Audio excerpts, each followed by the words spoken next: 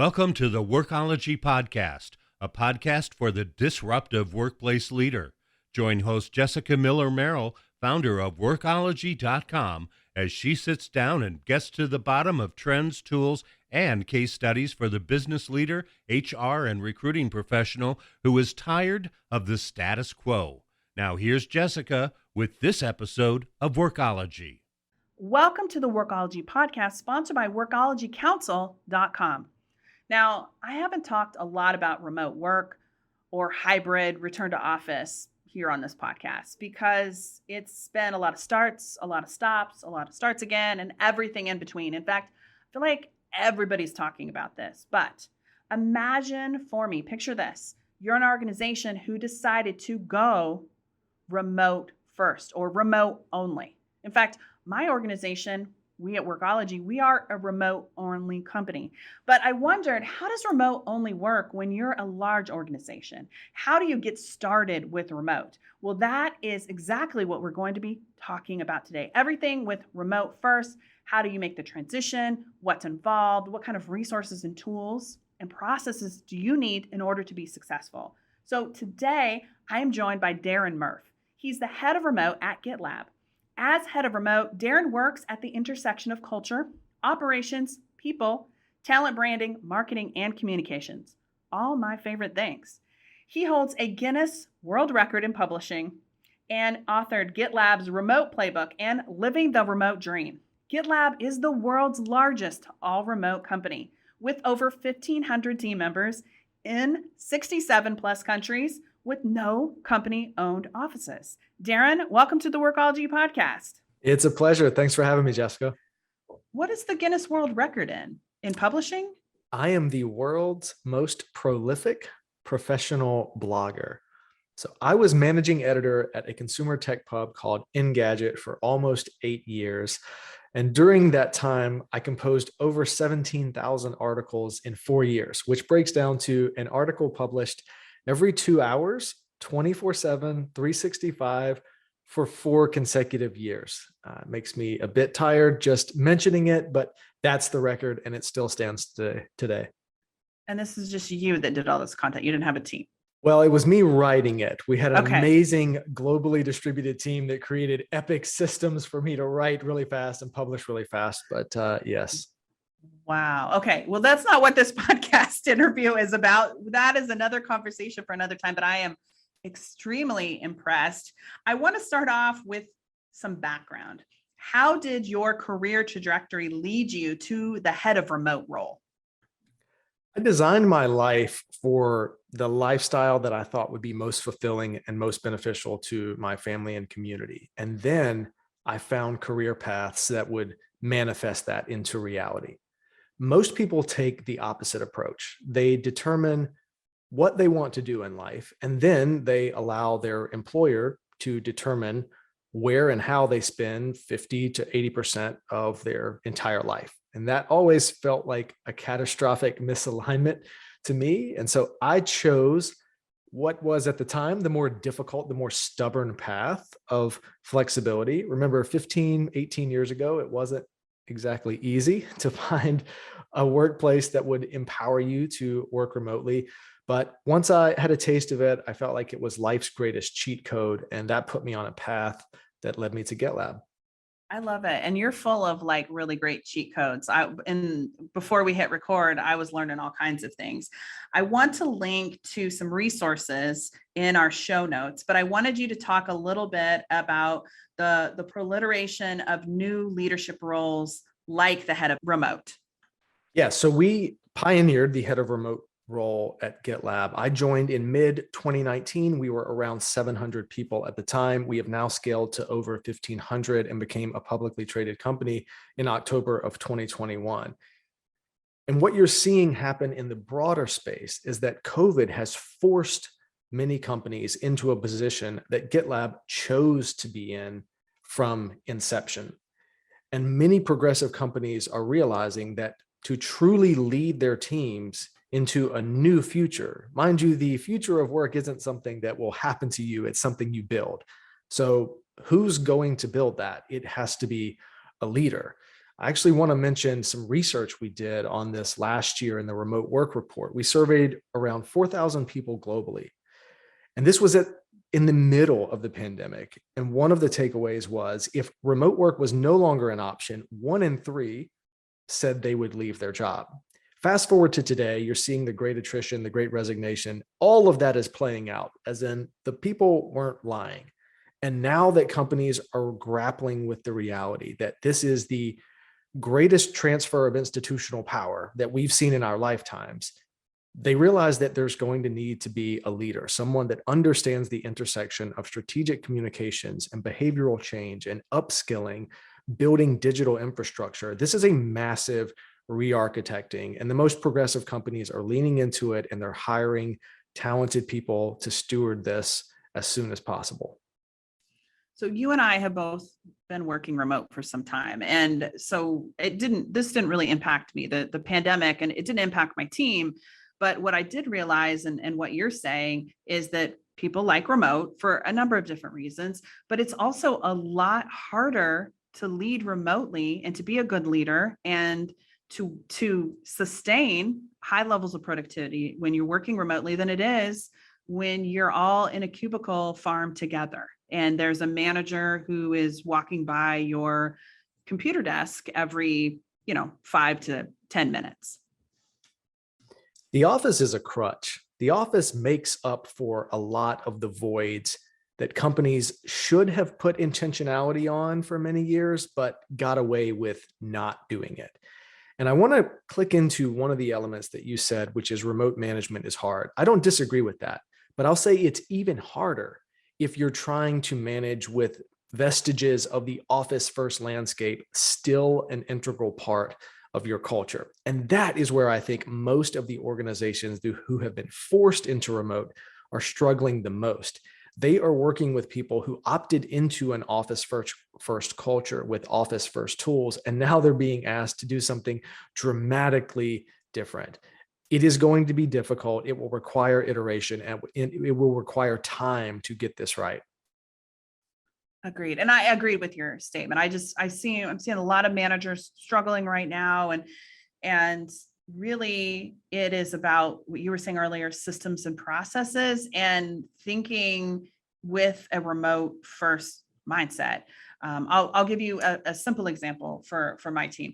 So we use Slack primarily for instant message communication, which I love, but our team works all over the world. We have a global team members everywhere. So sometimes it's hard with the, maybe 30 Slack messages that I might get when I wake up in the morning to prioritize what is most important. What is the biggest priority? And certainly my team has felt this way. So we have created a system where we use a hashtag to let people know it's either urgent or not urgent or semi-urgent. We kind of have a whole series of hashtags to let that person know, is this a priority when you wake up in the morning or before you finish your day? Or is it something that can wait for a day or two? It helps my ADD brain, who wants to do all the things, organize and set some things aside for later.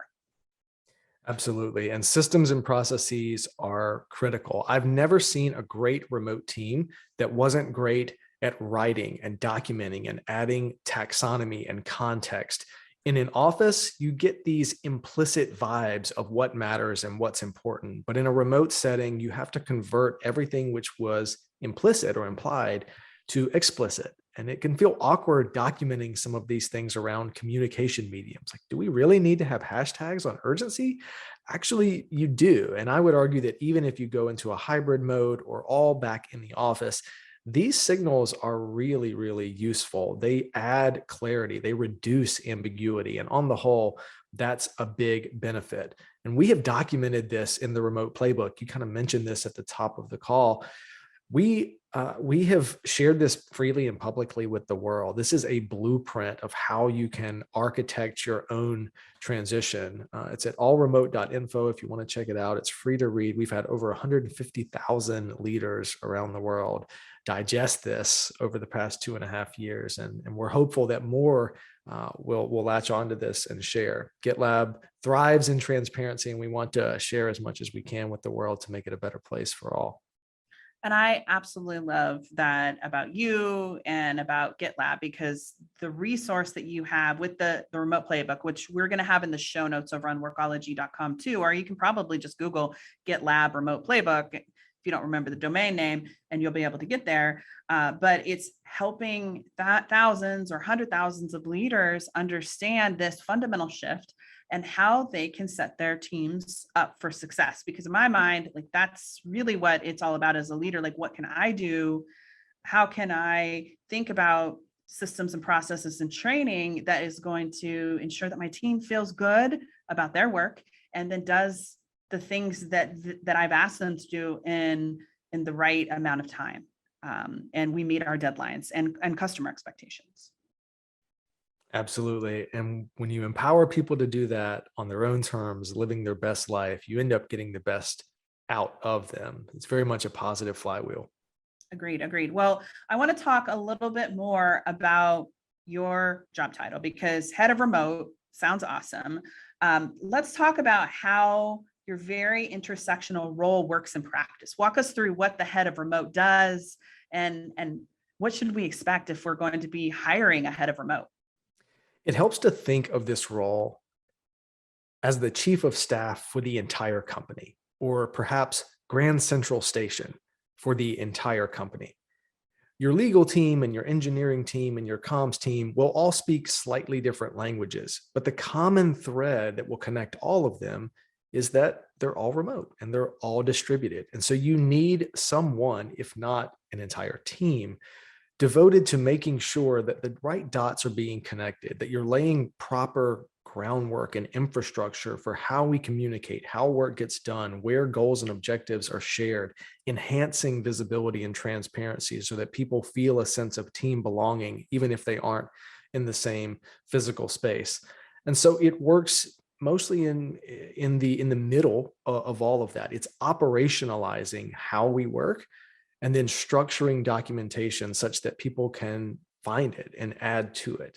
It's a very cross-functional role. It touches all parts of the business. It's very dynamic.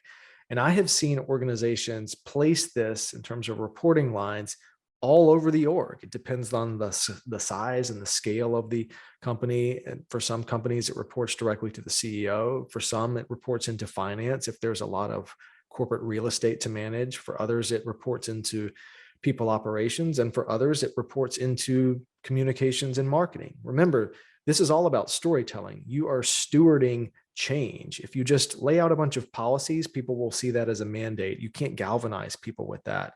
It has to be purpose driven. So a lot of organizations are focusing on the storytelling aspect of that, acting as the chief imagination officer, if you will, defining how life can look if you implement remote. Going remote and then just keeping the 9 to 5 is not really leveraging remote. There's elements like the nonlinear workday, stopping and starting based on your family priorities or when your peak productivity hours are. These are very interesting, very new, very innovative elements of how to work differently. And it's really useful to have someone in charge of stewarding that change and opening people's eyes and minds to it. I love that. And I was going to ask you, who are you reporting to? Because when I first heard about kind of a head of remote role, I think I was talking to Zoe. She's the chief people officer at Upwork, and I will link to my podcast interview. And she was mentioning that, we're going to stay remote. And even after the pandemic is over, and we're going to bring somebody in who is going to kind of help make sense. And like, as you were saying, be a steward of everything related to being a remote team member. I feel like in a way, you're kind of like the scrum master of remote. That's an accurate way to put it. Right now, especially when companies are transitioning, everything is in flux. And so put the person where they're needed the most. Don't worry about the specifics of it. Just get someone in that can embrace behavioral change, that can embrace documenting and architecting operations and can work collaboratively, because a lot of things will be changing all at once, and laying out a roadmap of what that change looks like will be critical to getting people involved and galvanized and wrapping their heads around this massive change.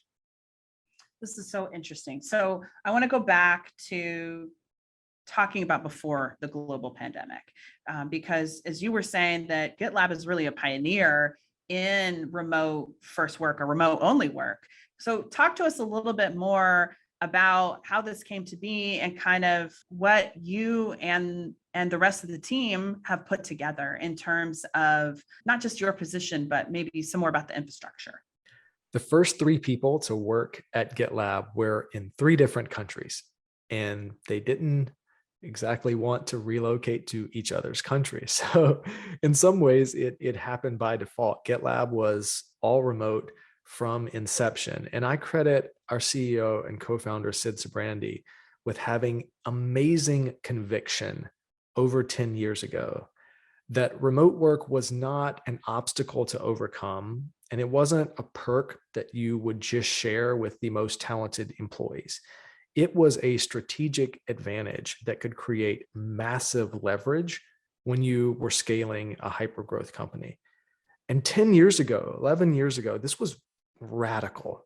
And that faith in doing something differently, in leaning into a new way of working, that has made it so much easier for GitLab to scale because we were all remote from inception. It's not like we're having to retrofit this in atop of a co-located culture.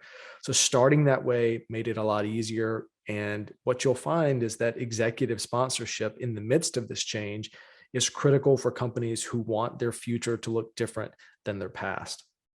I love that you mentioned executive sponsorship because that is incredibly important because the ability to be a remote first organization is a cultural shift, and you really need executive buy-in. Like you said, it's not just one person working remotely or the best employee or the person that moves to Rhode Island when the offices are in Austin, Texas, which is how I, in HR early on, had experience remote. It was a high performing employee that had to relocate and we don't want to lose them. So let's just set them up. But it was kind of a one-off thing. It wasn't a entire organization or a majority of people working remotely. Yeah, and I think this is a great opportunity to focus in on what is the key point or the core element of remote work. The global narrative right now is fixated on where people work. But the actual point is how people work. It is amazing to me how much wind is used in talking about return to office plans, as if the only focus is where someone works. It's actually about the how. If you change how people work and you use tools and technology and processes and build a culture that people can get work done from wherever they are most fulfilled, where they actually work on any given day becomes largely irrelevant. But most companies are focusing most of their effort on the where instead of the how. And GitLab chose to focus on the how very early on. We have a lot of people who don't work from home, and this really shocks people. They're like, how could you have an officeless company and people don't work at home or the office? And it's because GitLab chose early on to have a very inclusive stance on this. We'll reimburse if you want to go work at a co-working space or a WeWork, somewhere other than a company office or your own home. We call this the third space.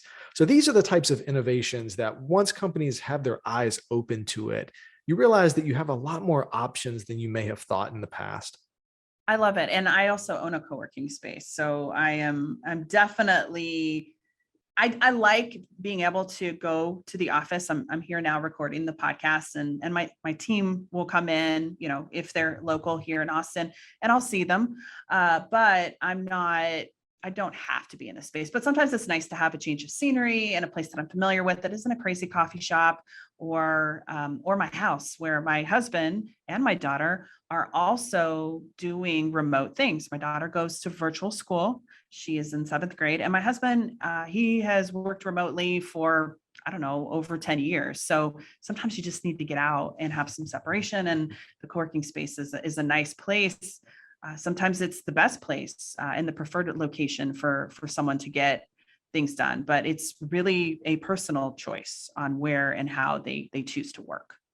Indeed. And working on top of a mountain or on a beach or on a boat, that's a good choice as well when the situation allows. Yes, and you say that. So I was talking to a friend of mine, Katie, and she is a instructor for neuro-linguistic programming, which I'm going through the master's program with her. And we were talking about the ability to choose when and how you work. And, I was in Mexico last week and I had a great time, and it was a some vacation, but how I worked, like my schedule and whatever shifted, and we didn't miss a beat. And so Katie was talking about how she was walking in the mountains in Colorado, and there was just all this beauty around her. And then she came across this path, and there was a man who had his laptop out, and he was sitting on a stool or a bench, and he was, looking out into this beautiful forest, and he was working. And she was thinking like, hey, that's the wrong way to do it. And now we were talking about that's the right way to do it, the ability to choose and have the freedom for it to work however and whenever that you want work to work for you. Yeah. And there's no putting the genie back in the bottle. I mean, think about how recruiting used to work. Companies would ask an employee to uproot their family, move to somewhere else in the world that may have no actual meaning to them. Like, hey, okay, welcome to work. We just asked you to change everything about your life for us. Compare that with allowing someone to stay at a place or move to a place that's meaningful to them. You don't have to uproot from a place of worship or a community center or your family or your tribe. It's a win-win. If an employer will set a person up to live a better, healthier, more fulfilling life, inevitably that positivity, that joy, that appreciation pours back into the work. It just requires trust and psychological safety and great infrastructure on the employer's part.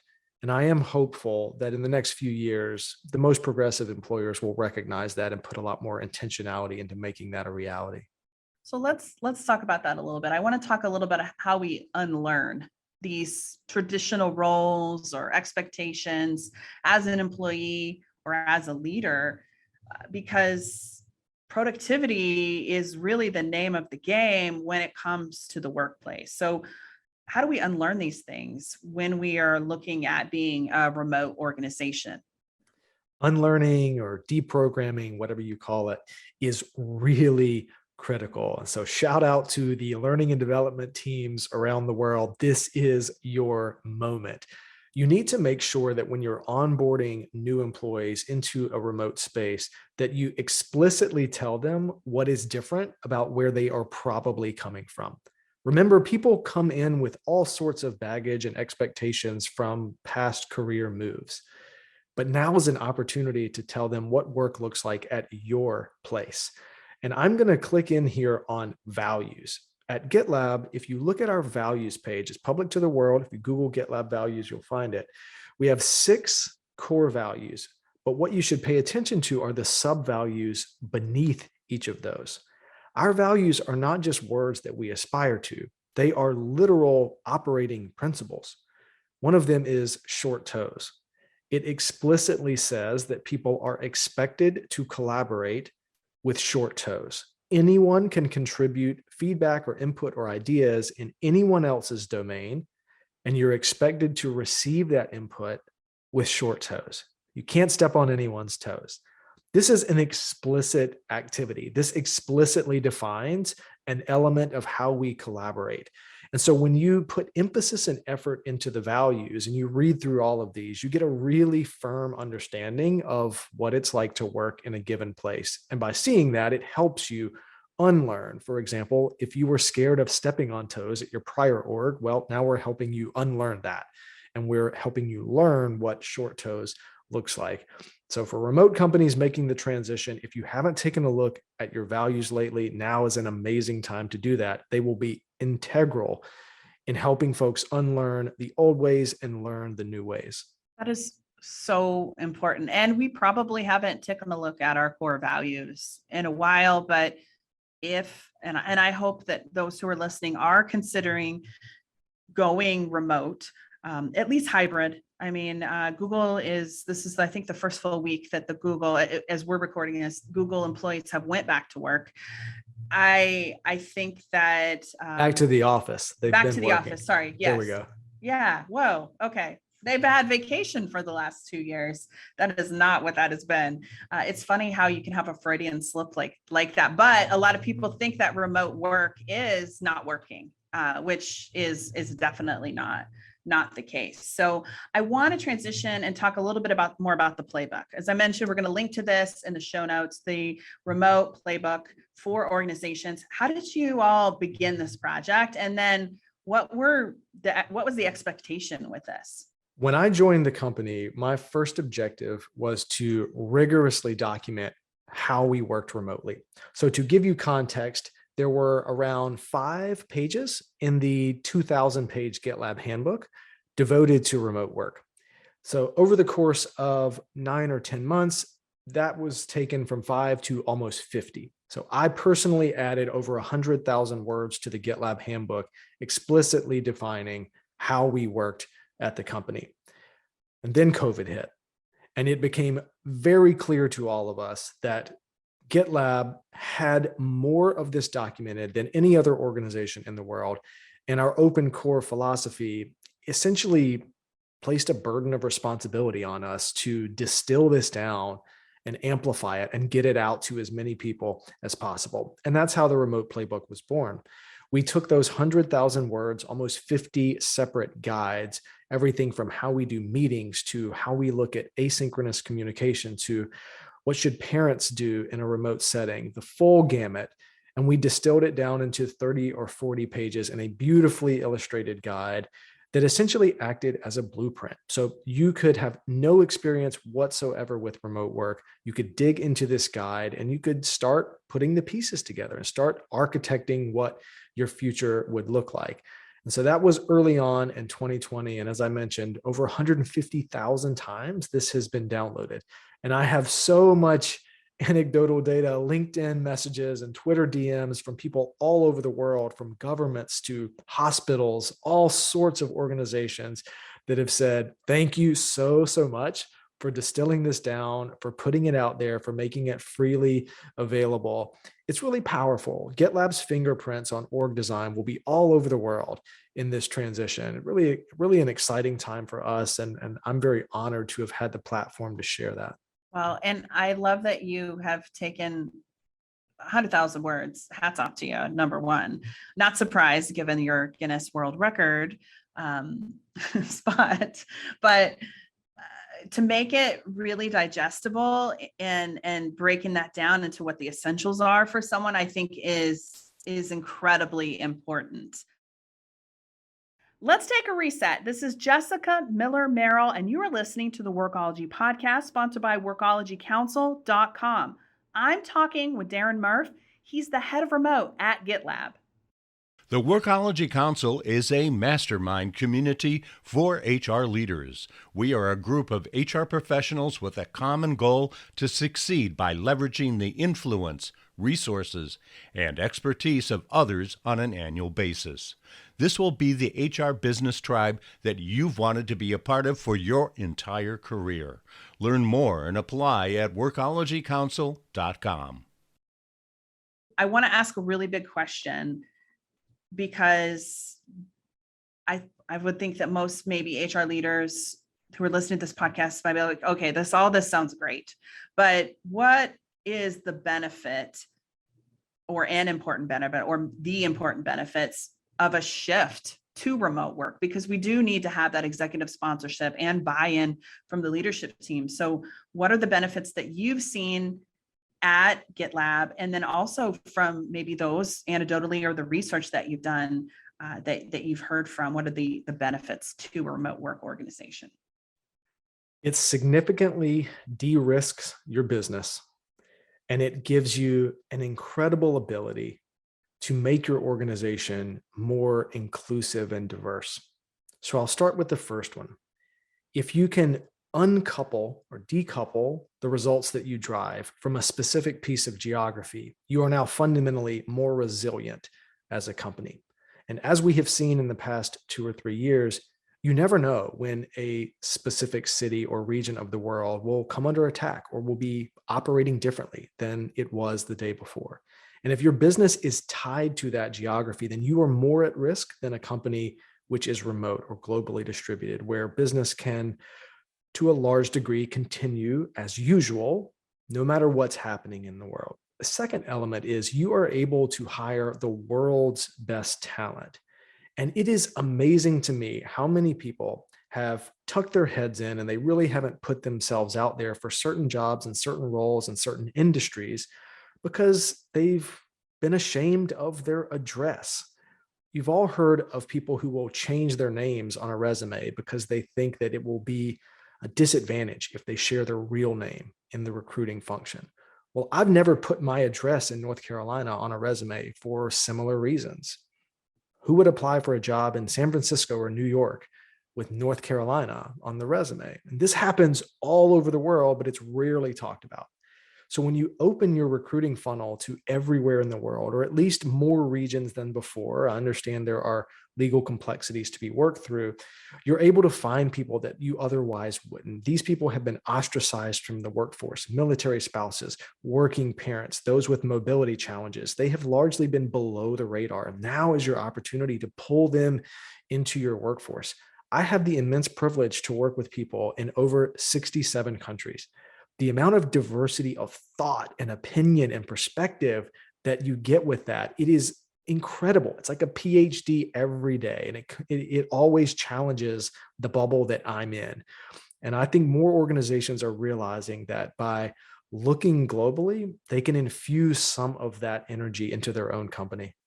These are all great reasons. And I definitely think with what is going on in the world, particularly in the Ukraine, right? Being able to have a remote only organization allows people very quickly, or to continue to have the flexibility to work, like you were saying, regardless of what is going on in the world or in their life. So there's a lot of really great reasons for remote work personally. And for me, it's the ability for my team to have a flexible schedule to work whenever and however they want. And these are things that are such a great retention tool for me. With everyone having such high turnover right now, working in environments and with companies that they don't really like the team or it's just not a fit for them, I have not, and I'm going to knock on wood right now, I have not experienced any turnover on my team. And I really credit that to the fact that we're remote only. It is a tremendous attraction and retention tool. And I would also be remiss if I didn't emphasize the significance and importance of in-person interactions. I want to take this opportunity to remind folks that just because you're a remote company doesn't mean that you never get together. Gitlab actually gets the entire company together annually for a summit we call Gitlab Contribute. It is such a blast. People look forward to it. They mark it on their calendar. They planned family trips around it. It's important to get people together. We can do a lot of things virtually, but there's just no real substitute for breaking bread and building bonds and building rapport together. The key here is you don't need to see someone every day. You don't need to commute 2 to 4 hours of your life every single day to get that. You can be strategic about when and how you get people together. It's not an all or nothing proposition. And I look at it through the lens of opportunity, not the lens of fear. So if you're moving remote, be sure to carve out some budget for getting people together. We're humans. We're relational beings. We like seeing each other every now and again. Absolutely.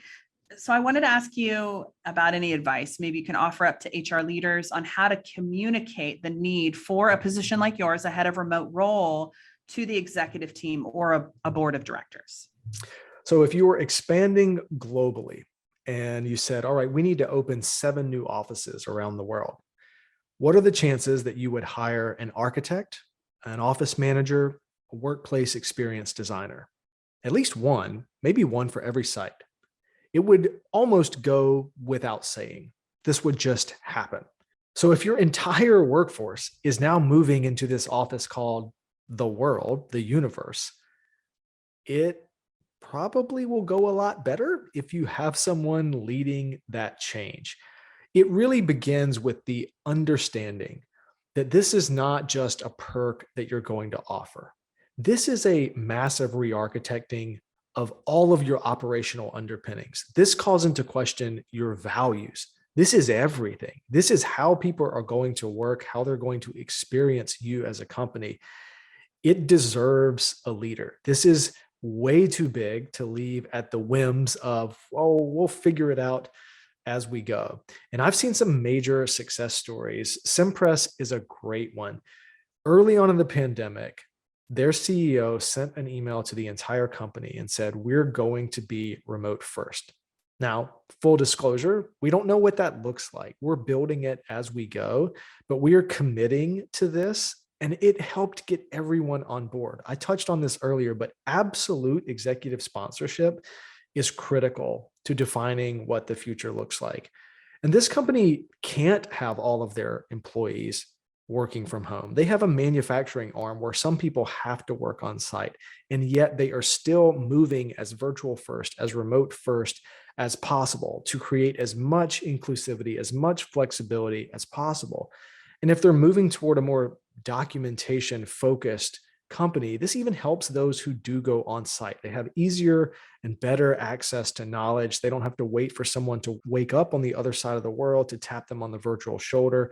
It helps. It has massive outsized benefits. And so for those who are thinking about it, I would encourage you to lean into it. The most progressive organizations in the world will put a leader in charge of this. And when you're thinking about talent, they're going to look for this. You're going to get questions on, what does workplace flexibility mean to you? Do you have someone in charge of this? Who can I ask about what flexibility looks like at your org? And being able to answer that is going to put you in a great position of power when you're competing for the world's best talent. Absolutely. Well, last question for you is metrics. So what metrics and forecasting do you feel like is maybe important, or how has your approach changed to forecast and metrics when you are a remote first organization?